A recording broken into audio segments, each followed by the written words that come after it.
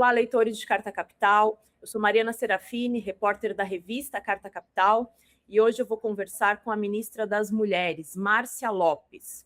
Assistente social especializada na área da criança e adolescente e em serviço social, Lopes foi professora na Universidade de Londrina por 30 anos. Foi ministra de Estado de Desenvolvimento Social e Combate à Fome durante o governo Lula II e antes havia sido secretária executiva da pasta e secretária nacional de assistência social. E nesse ano assumiu o Ministério das Mulheres, com o desafio de desenvolver políticas capazes de ampliar a proteção às mulheres em meio a uma onda de violência de gênero que assola o nosso país. Ministra, muito obrigada por ter topado o nosso convite. Eu é que agradeço, Mariana. Maior prazer poder falar aí aos leitores da Carta Capital. Ministra, eu queria começar pelo Pacto Nacional contra o Feminicídio, firmado recentemente pelo presidente Lula. Conta para a gente como é que vai funcionar, como é que já está funcionando essa proposta na prática e quais são as atribuições de cada um dos poderes, o executivo, o legislativo e o judiciário.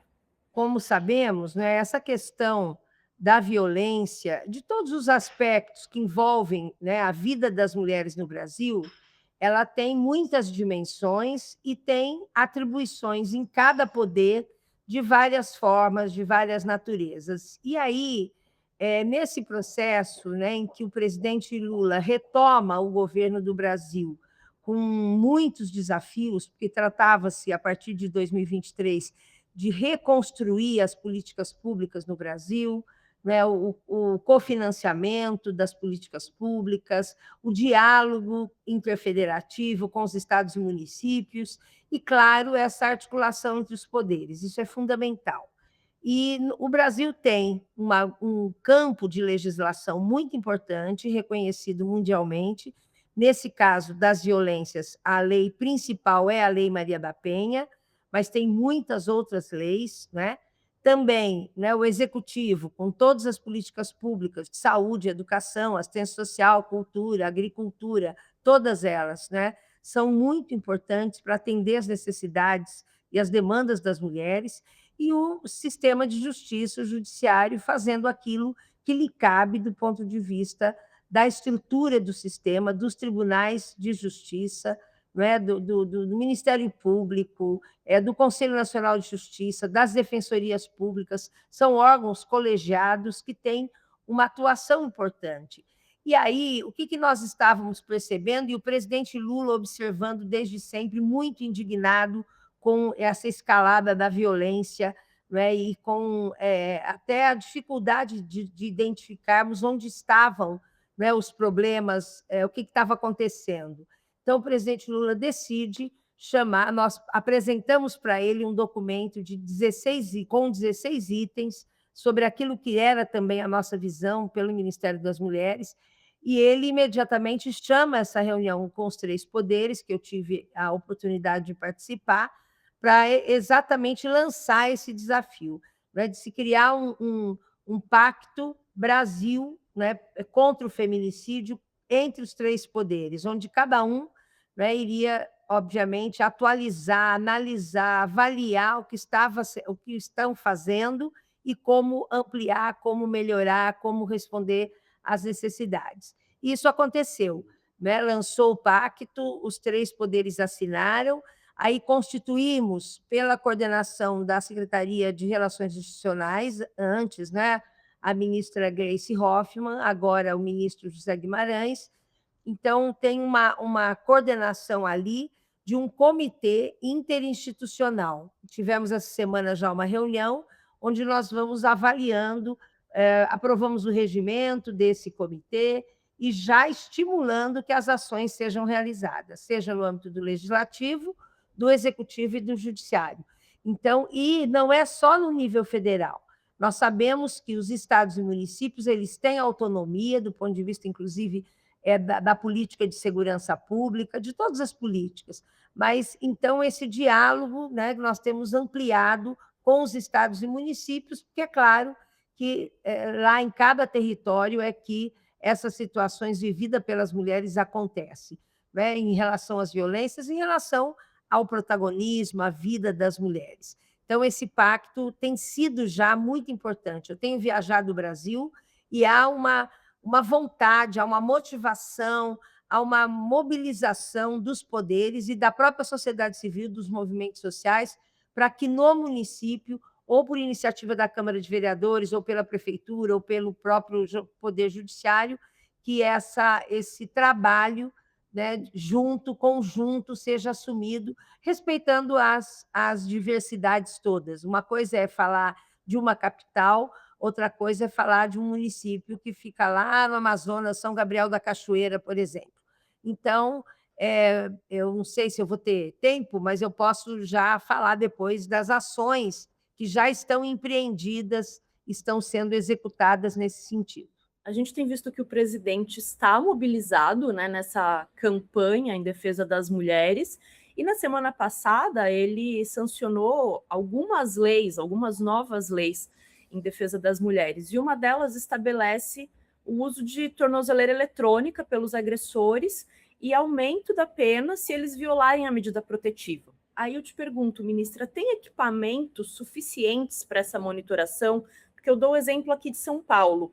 Tem só 200 tornozeleiras no estado de São Paulo para mais de 100 mil medidas protetivas em vigor.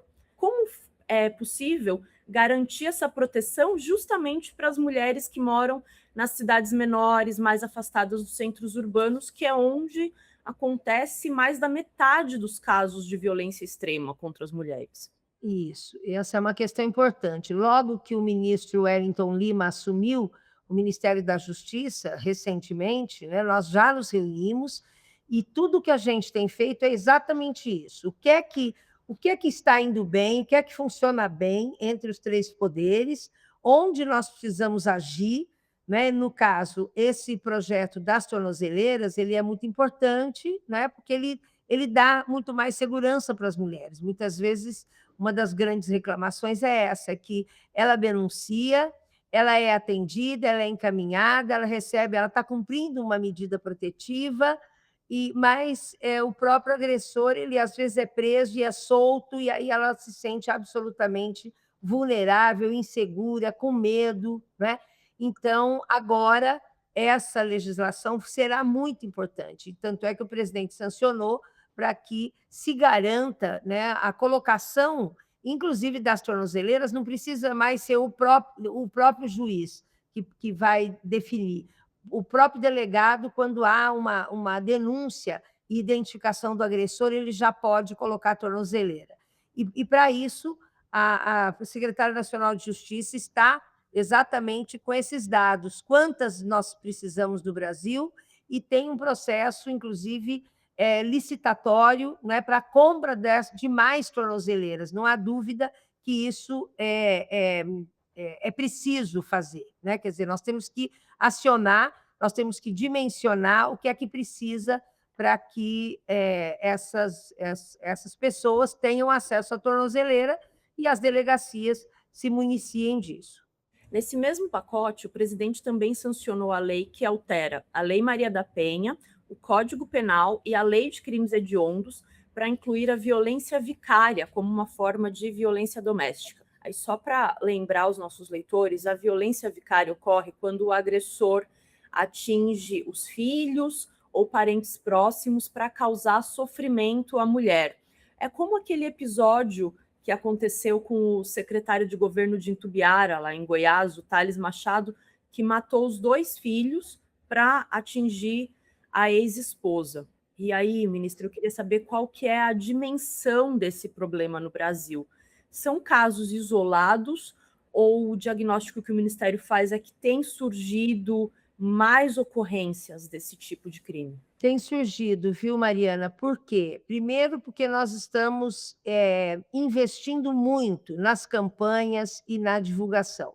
Nós não queremos a subnotificação, nós queremos trabalhar com dados reais, para a gente ter exatamente a dimensão, né, dessa situação. Agora há pouco eu estava reunida com a coordenadora do 180, do Ligue 180, que é um canal super importante, que não é só de recebimento de denúncia, mas é de identificação da vítima, é de orientação, de encaminhamento, né? Nós temos a chamada 180, nós temos o WhatsApp, nós temos o e-mail, nós temos língua de sinais, a Libra, né? Nós temos inglês, espanhol, enfim, nós estruturamos o 180, fizemos um investimento de quase 100 milhões esse ano passado, para a implantação de um painel de dados que vá agregando cada vez mais esses dados, integrando aos sistemas estaduais.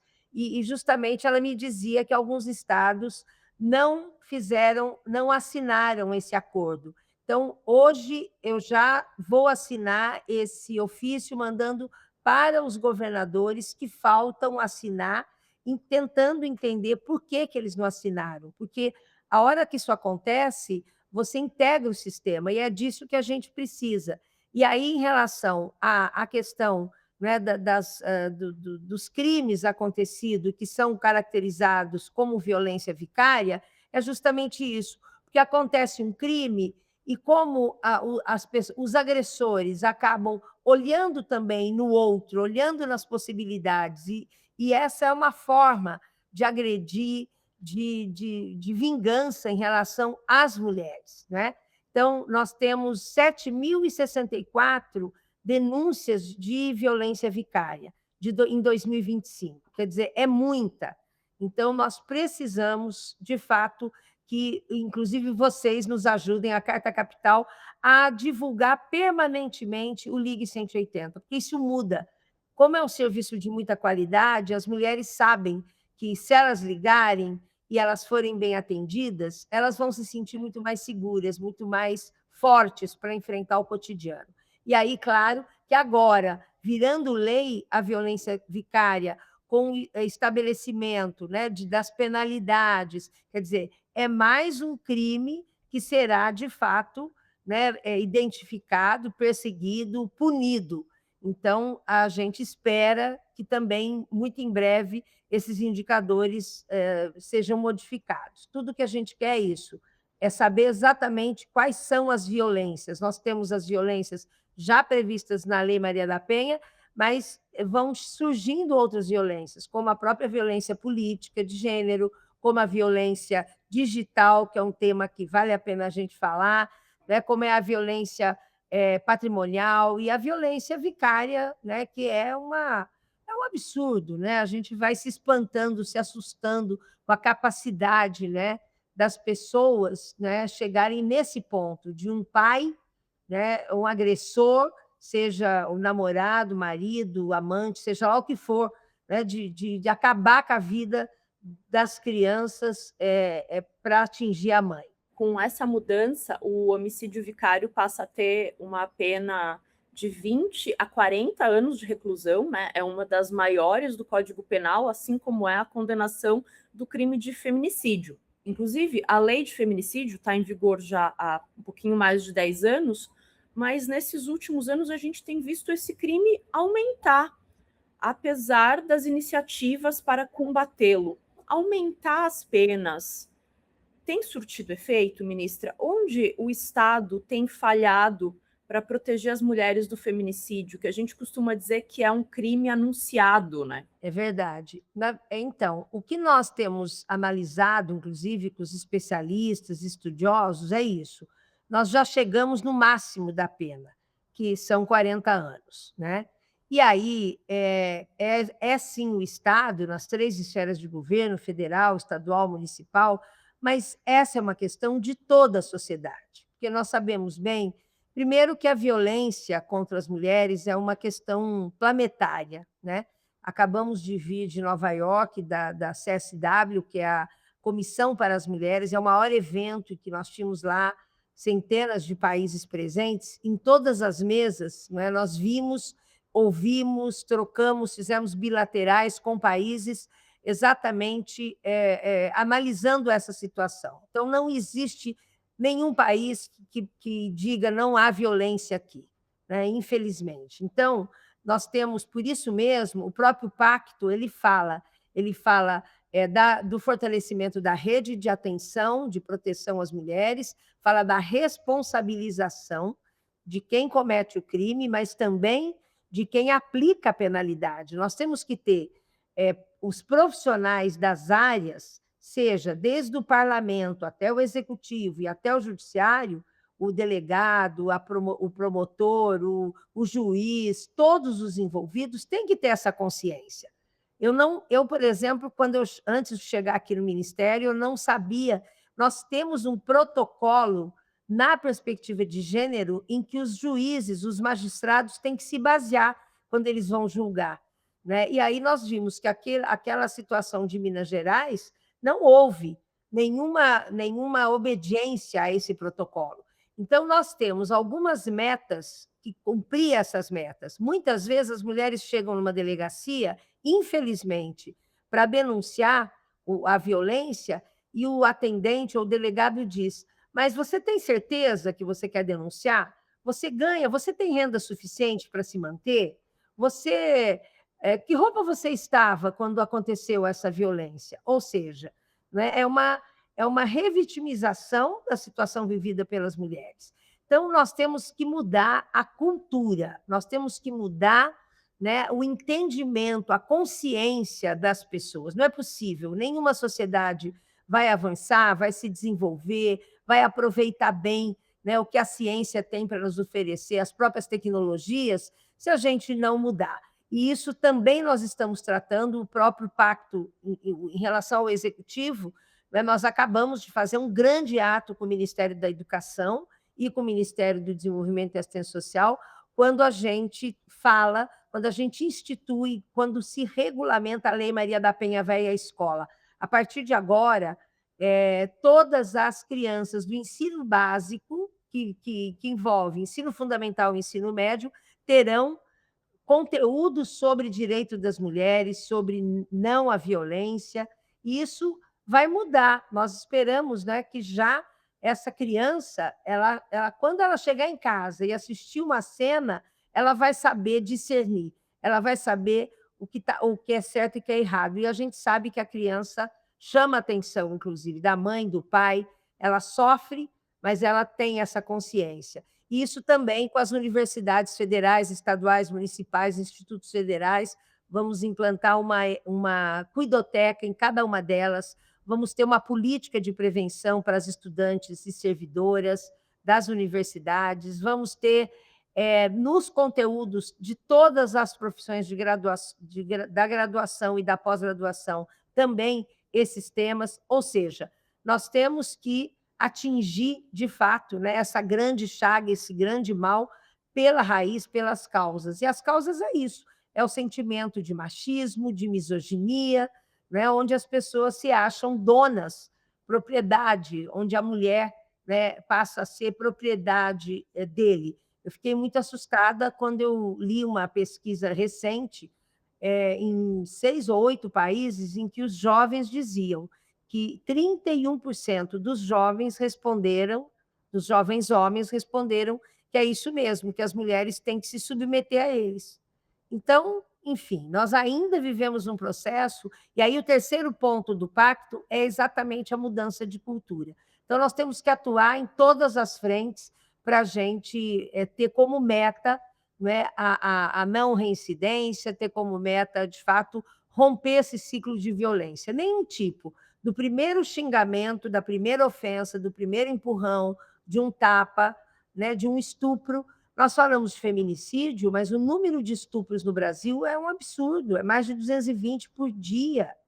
Né? Quer dizer, e mais ainda dos vulneráveis, né? Das crianças e adolescentes. Então, é um processo muito complexo, é um processo que todas as instituições têm que estar envolvidas. Governos, eu fui falar com a CNBB, nós fizemos uma campanha junto aos aplicativos, nós estamos indo nas universidades, reunindo sindicatos, movimentos sociais, os empresários e empresárias, né? Enfim, essa é uma tarefa da sociedade. Nós vamos ter que responder essa pergunta. Nós queremos ou não continuar com esse nível, né, absurdo de violência contra as mulheres?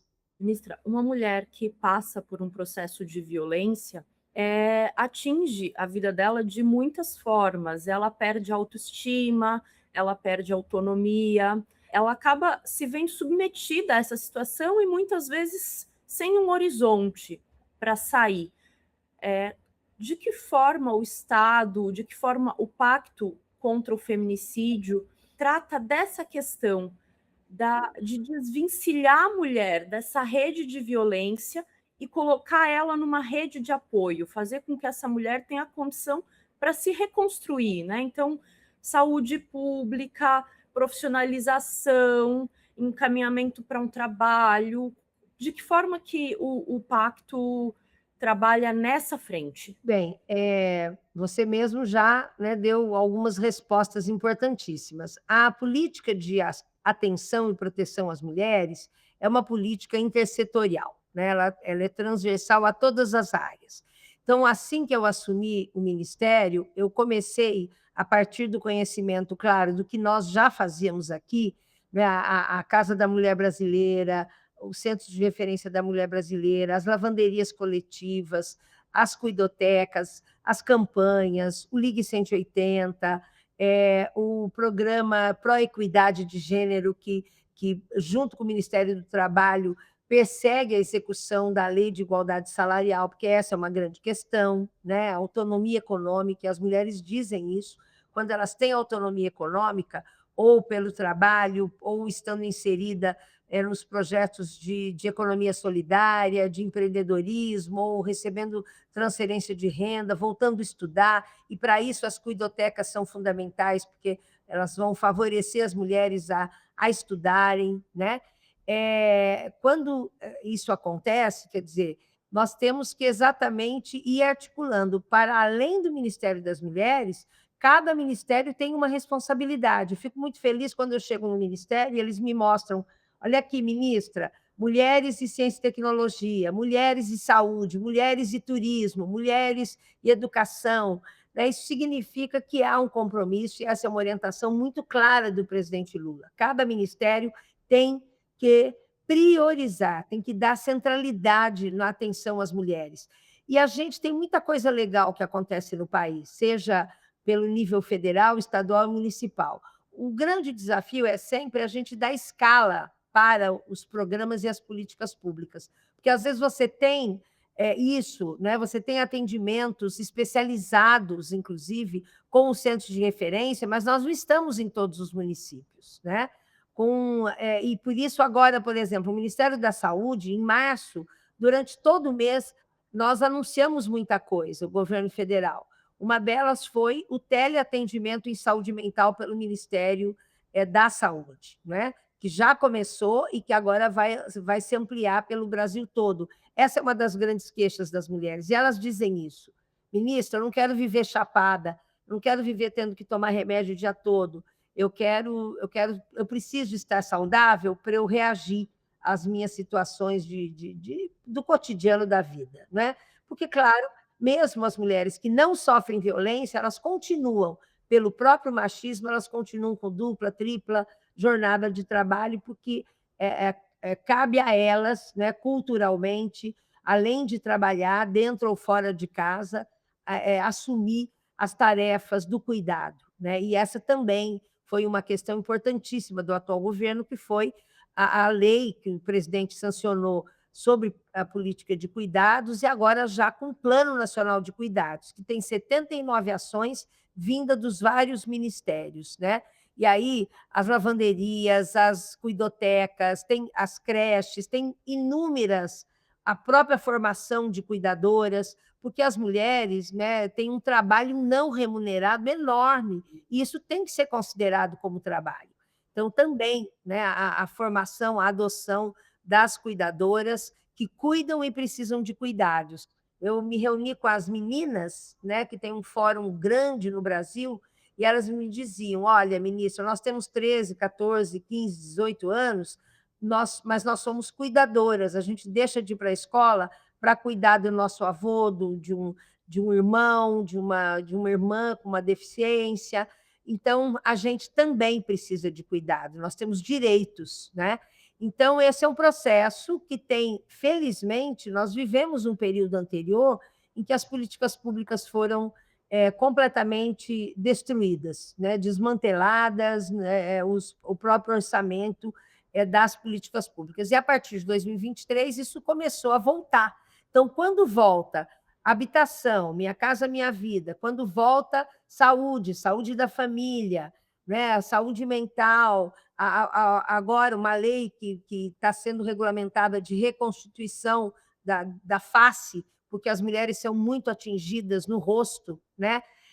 Quando tem na educação, as universidades, o Ministério do Turismo, que lança um guia para mulheres que viajam sozinha, enfim, quando tem, né, a assistência social com os SUAS, os CRAS, os CREAS, quando tem uma expansão desses serviços, claro que isso dá resultado. As mulheres, é aí que as mulheres precisam estar. Por isso também esse pacto vai fazer isso, vai olhar em cada estado e município e vai dizer o que é que nós temos aqui, o que é que está funcionando, o que é que falta, quanto custa. E aí nós temos que ter a participação das mulheres, principalmente, nos espaços de poder, seja exercendo mandatos, a nossa luta é pela paridade, a gente acha que pelo menos 50% das mulheres deveriam ocupar esses espaços, né, na Câmara de Vereadores, na Assembleia Legislativa, no Congresso Nacional, nos governos, enfim, porque são as mulheres que, de fato, têm muita sensibilidade, têm muita determinação nessas lutas. E, claro, não se trata de disputar com os homens, não se trata de vê-los como inimigo, ao contrário, o que nós queremos, quando nós falamos de igualdade de gênero e raça, etnia, o que nós queremos é, de fato, as mesmas oportunidades, o mesmo tratamento, né? E a gente vê que, nesse âmbito da política, não é simples, não é? As mulheres se sentem ultrajadas, se sentem completamente afrontadas, humilhadas. Eu vejo o que acontece com a nossa bancada feminina de 91 mulheres em 513 deputados e deputadas. Então, tem aí uma luta também pela participação política das mulheres e pelo acesso das mulheres, seja à educação, seja as condições de vida dela, né, a igualdade salarial para a mesma função, o mesmo salário, e processos de formação, e a gente vê coisas incríveis acontecendo, quando as mulheres são premiadas, né, na ciência, na tecnologia, o Brasil tem isso, né? Então, nós não precisamos, as mulheres não precisam mais provar nada, né, para ninguém, as mulheres têm total condição, já conquistaram todos os espaços de poder, de referência, são CEOs de grandes empresas, né?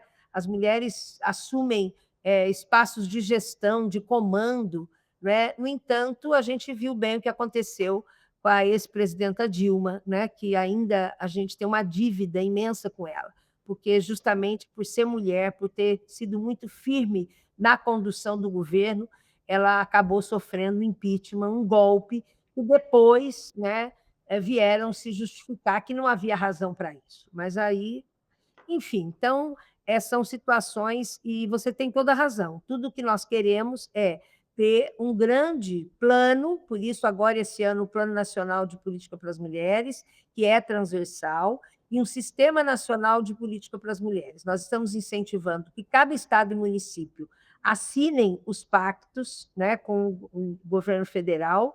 Nós estamos, inclusive, com o 180, isso que eu já tinha dito, e para que haja um sistema, não é uma política de Estado, é uma política que tem que ser contínua, permanente, organizada, estruturada, e cada município tem a sua necessidade. Por isso, cada município tem que ter um espaço de coordenação dessa política, tem que ter um plano municipal, né, tem que ter interferência no orçamento, para que haja orçamento, às vezes no órgão que coordena a política, e também nas outras áreas. Nós queremos recursos para a saúde, para a educação, para a agricultura. As mulheres do campo são impressionantes, né? O quanto elas produzem. Elas produzem a maioria dos alimentos que vão para as nossas mesas, a agricultura familiar. Então, elas nos dizem, né? As mulheres dos campos, águas e florestas, elas nos dizem: nós cuidamos da produção dos alimentos nesse país, por isso nós também né, temos o direito de ter acesso às nossas necessidades, aquilo que nós demandamos para as nossas vidas. O projeto de lei que criminaliza a misoginia foi aprovado por unanimidade no Senado, no final do mês de março agora. Dias depois, no entanto, ele foi engavetado na Câmara pelo presidente da Casa, Hugo Mota. Eu queria saber, ministro, o que a senhora acha dessa proposta de equiparar a misoginia ao crime de racismo? Então, na verdade, essa é uma lei que vai complementar, inclusive, as outras que nós já estamos, né, conseguindo fazer aprovar, e sempre com muita dificuldade. Tem pressão. Claro que nós temos deputados que têm total compromisso com essa pauta. Tanto é que no Senado nós tivemos, depois de muita luta, eu sei disso, conversando com a bancada feminina, mas o próprio presidente da Casa, Davi Alcolumbre, no Senado, ele apoiou, e isso foi fundamental, né, essa votação unânime. Chegando na Câmara, já não foi assim. Por quê? Porque alguns deputados já imediatamente foram para a mídia e já anunciaram que não será assim, né? Então, o que algumas deputadas me disseram é que no Colégio de Líderes eles definiram que esse tema seria melhor tratado, melhor discutido e aprofundado. Então, eu espero que, de fato, esse projeto não tenha sido arquivado. Hoje, inclusive, eu vou estar lá no Congresso, né, e nós temos uma assessoria parlamentar que vai acompanhando aqui. Isso é fundamental, porque se a gente criminaliza a misoginia, junto com a lei, né, já com a tipificação que foi feita lá em 2015 do feminicídio, junto com outro projeto de lei que tramita, que é sobre violência digital, a gente vai fechando esse cerco em relação às violências, vai regulamentando, né, a atuação e o comportamento, enfim, da sociedade. Então, eu espero, né, que a gente, claro, pode aprimorar a lei, não tem problema, mas não podemos sair daquilo que é a intenção, é a criminalização da misoginia, assim como aconteceu com o feminicídio, como aconteceu agora com a violência vicária. É isso que a gente quer e é isso que nós estamos perseguindo. O próprio Conselho Nacional, eu sou presidenta do Conselho Nacional de Direitos da Mulher, que tem representação de todos, praticamente, né, de movimentos sociais de todo o Brasil, e é isso que a gente quer. A sociedade civil tem pedido isso, inclusive. Então, estamos aí aguardando e nós temos que agilizar. Temos, por exemplo, o presidente Lula sancionou várias leis, inclusive uma lei que também era motivo de muita queixa das mulheres, que é a violência obstétrica. E quando o presidente Lula sanciona a lei, colocando agora as doulas como uma profissional da saúde, isso é incrível, como pode mudar muito essa relação, porque as doulas terão, como profissionais da saúde, também do SUS, terão presença, e as mulheres se sentem muito mais acolhidas, orientadas, encaminhadas, né? Foi linda a cerimônia de sanção dessa lei, desse projeto de lei que o presidente fez. Muito trabalho, mas muitas conquistas também, que a gente não pode deixar voltar atrás. Nada. Nós não podemos, né, ter nenhum tipo de retrocesso. Nenhum passo atrás. Exatamente.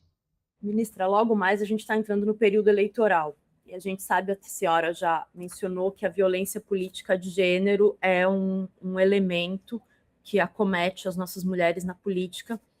E com o período eleitoral, esse tipo de violência aumenta, e nessas eleições a gente ainda vai ter o elemento da inteligência artificial, que já tem sido muito usada para atacar principalmente mulheres na internet. O país está preparado para lidar com isso? Em que medida a ausência da regulação das redes sociais favorece a atuação desses grupos misóginos que fazem esse tipo de articulação de violência na internet? Bem, é claro, é proporcional, né? Quando o Estado não regula, quando o Estado não se posiciona, obviamente que isso abre um flanco para as plataformas, para as empresas, né, que têm interesse em lucro, né, e tem, né, essa monetarização desses processos todos está em franco crescimento, né? E eu me lembro do presidente Lula já tratando disso há muitos anos. E isso também não é simples, por isso que também o pacto é importante, porque há um compromisso, tanto do sistema de justiça, quanto do legislativo, né, do Senado e da Câmara, quanto do Executivo, em enfrentar essa questão. Nós tivemos, no ano passado, 32 países participando do MESECV, que né, que recoloca, que lembra a Carta de Belém do Pará exatamente sobre as violências. E nós saímos de lá, é a OEA, né, a Organização dos Estados Americanos, que tem a coordenação desse processo, e nós saímos de lá com uma lei modelo sobre violência digital. E essa lei, essa proposta já foi incorporada por nós e pela Câmara, já está, né, tramitando esse projeto de lei sobre violência digital, e o próprio Executivo está tomando todas as providências. Nós teremos em breve aí, né, uma boa notícia, uma boa atitude em relação a isso. É um absurdo o que acontece, né? E a gente tem Red Pill, machosfera, esse discurso de ódio, a inteligência artificial, que deveria ser muito utilizado para aquilo que pode fazer o bem, né, para as nossas convivências, para a nossa informação, para o nosso conhecimento, acaba comprometendo, e sempre, mais uma vez, quem é impactada são as mulheres, né? Eu achei incrível quando aquele adolescente fez aquela afirmação de que a roupa que ele não gosta, né, que a mulher é como a roupa que ele não gosta, quando ele não gosta, ele empresta para os amigos, né? E a mãe reagiu. Foi muito importante. A mãe deve ter sofrido muito, tanto é que o filho depois se desculpou, né, dizendo: não foi assim que eu eduquei meu filho. Então, por isso é que eu digo, isso é uma questão da sociedade. Nós precisamos todas e todos juntos, né, construirmos processos pedagógicos, didáticos, e aí, claro, que as mídias são fundamentais, e todas as tecnologias são fundamentais nesse processo. Queria só desdobrar mais um pouquinho nesse detalhe das crianças e dos adolescentes, porque esses grupos masculinistas, os Red Pill, eles estão agindo livremente nas plataformas digitais hoje. São centenas, talvez milhares de canais em todas as plataformas. E eles têm atingido muito as nossas crianças, os nossos adolescentes. Como é que o Estado pode trabalhar para resolver esse problema na raiz, para não deixar que as crianças se desenvolvam nesse ambiente de ódio às mulheres, de machismo? Então, Mariana, na verdade, é aquilo que eu disse lá no início, né? Essa questão é uma questão ética da sociedade, né? Me lembro que nas minhas disciplinas, eu gostava muito do livro do Eric Hobsbawm, que trata a Era dos Extremos, onde ele fala: nós sabemos por que nós chegamos até aqui. Agora, com esses indicadores absurdos, né, de injustiça, de desigualdade, de pobreza, de fome, de violências, né, de preconceitos, que são muitos, né? Agora, a questão racial, inclusive, né? Quando eu falo em igualdade de gênero, eu sempre associo racial e étnica, porque é isso, né? As mulheres negras são muito mais impactadas, inclusive, em todos os processos. Então, e ele diz, né, que se a gente não tomar uma decisão, o futuro da humanidade será mesmo de muito sofrimento, de dizimar, né, inclusive populações inteiras, como a gente tem visto. Quer dizer, nós não podemos admitir que uma mulher morra por ser mulher. Então, o feminicídio né, é um crime mais do que hediondo, né, um absurdo, uma coisa fora, né, daquilo que se pode chamar de humanidade. Então, nesse sentido, é um tema da sociedade. E a gente sabe que tem uma disputa, porque na sociedade, na luta de classes, nós temos isso. Nós temos um grupo de elite que tem um tipo de interesse que quer reproduzir o que está aí, seja, né, dos excessivos lucros, seja de todos os acessos que uma parte da população tem e a outra não tem. Então, esse processo, isso sim é disputado. E aí, também, né, se o Estado não faz uma regulação, a tarefa do Estado brasileiro é essa. Né? O Estado, a Constituição de 88, deixou muito claro: o Brasil é um Estado democrático de direito, então ele tem que assegurar a igualdade, liberdade, né, as escolhas, o respeito as pessoas. É um Estado laico, né? Um Estado que, de fato, tem que cumprir o seu papel em todos os sentidos, para garantir equilíbrio, para garantir estabilidade na sociedade. E aí tem essa disputa, porque daí os poderes e aqueles que são, inclusive, legitimamente eleitos, com o voto da população, infelizmente, às vezes não cumprem, né? São absolutamente incoerentes com o discurso que os elegeu, né? Por isso eu tenho dito, nós não podemos votar em homens que são agressivos, que são grosseiros, que são ofensivos às mulheres. E isso entra nesse processo, porque o Estatuto da Criança e Adolescente foi, olha quantos anos, 30 anos que a gente ficou tendo que defender o Estatuto da Criança, né, e Adolescente. Agora, essa lei mesmo de adultização, quando o ministro Camilo, quando teve aquela proibição das crianças irem para a escola com celular, nós tivemos reações horríveis da sociedade, dos próprios pais. Então, tem uma contradição permanente, não é assim, não é assim. Todos nós queremos, desejamos a mesma coisa, desejamos, né, a mesma moral, a mesma ética, os mesmos princípios para toda a sociedade. Não é isso.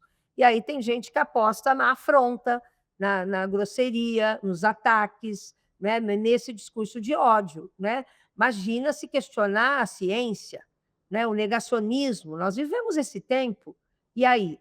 Então, reconstituir isso, de fato, é um grande desafio que nós todos que queremos isso estamos enfrentando.